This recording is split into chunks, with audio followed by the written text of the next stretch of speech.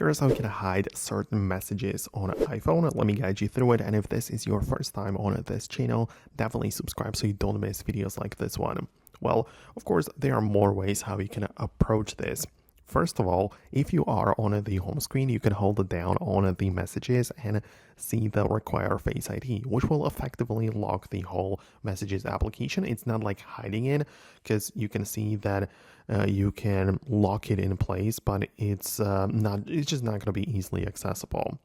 Then when you get inside and you have some messages which you want to hide, you can temporarily delete them. So what you could do is to swipe left on the chat right here, and it's going to put it away into the the recently deleted folder in here. So you can tap on the filter and get at the top, go through recently deleted, and you will be able to find some messages right here. Obviously, those will be deleted after some time, so you definitely don't want to leave them in here for too long.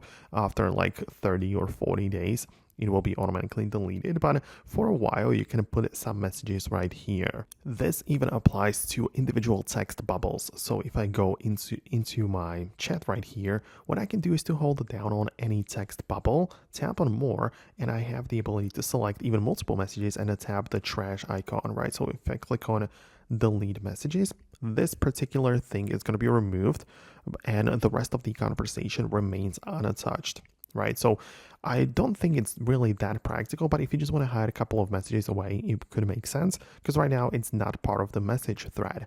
If I ever want to get it back, I just go to the main section, filters, and recently deleted, and there is one message which I can tap on and recover, and that thing is going to be part of our chat again. So the message which I just deleted is going to come back. So this is a way to hide certain messages on iPhone. That is how it currently works.